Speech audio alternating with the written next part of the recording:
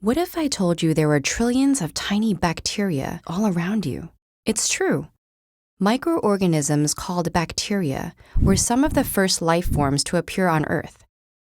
Though they consist of only a single cell, their total biomass is greater than that of all plants and animals combined.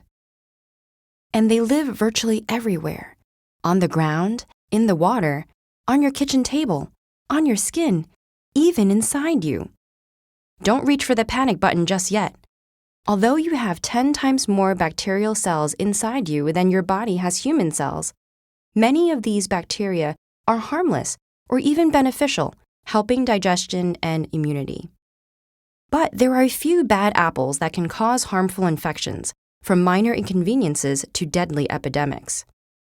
Fortunately, there are amazing medicines designed to fight bacterial infections. Synthesized from chemicals or occurring naturally in things like mold, these antibiotics kill or neutralize bacteria by interrupting cell wall synthesis or interfering with vital processes like protein synthesis, all while leaving human cells unharmed. The deployment of antibiotics over the course of the 20th century has rendered many previously dangerous diseases easily treatable. But today, more and more of our antibiotics are becoming less effective. Did something go wrong to make them stop working?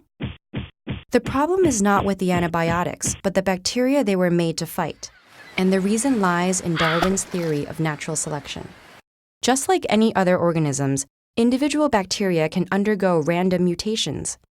Many of these mutations are harmful or useless, but every now and then one comes along that gives its organism an edge in survival.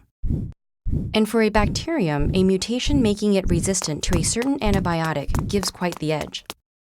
As the non-resistant bacteria are killed off, which happens especially quickly in antibiotic-rich environments like hospitals, there is more room and resources for the resistant ones to thrive, passing along only the mutated genes that help them do so. Reproduction isn't the only way to do this. Some can release their DNA upon death to be picked up by other bacteria, while others use a method called conjugation, connecting through pili to share their genes. Over time, the resistant genes proliferate, creating entire strains of resistant superbacteria. So how much time do we have before these superbugs take over? Well, in some bacteria, it's already happened. For instance, some strands of Staphylococcus aureus, which causes everything from skin infections to pneumonia and sepsis, have developed into MRSA, becoming resistant to beta-lactam antibiotics like penicillin, methicillin, and oxacillin. Thanks to a gene that replaces the protein beta-lactams normally target and bind to, MRSA can keep making its cell walls unimpeded. Other superbacteria like Salmonella even sometimes produce enzymes like beta-lactamase that break down antibiotic attackers before they can do any damage. And E. coli, a diverse group of bacteria that contains strains that cause diarrhea and kidney failure, can prevent the function of antibiotics like quinolones by actively booting any invaders that manage to enter the cell. But there is good news. Scientists are working to stay one step ahead of the bacteria.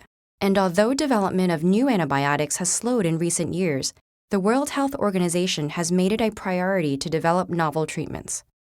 Other scientists are investigating alternate solutions, such as phage therapy or using vaccines to prevent infections.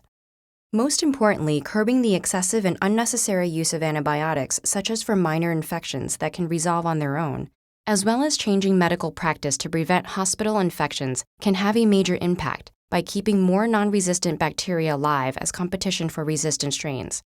In the war against superbacteria, de-escalation may sometimes work better than an evolutionary arms race.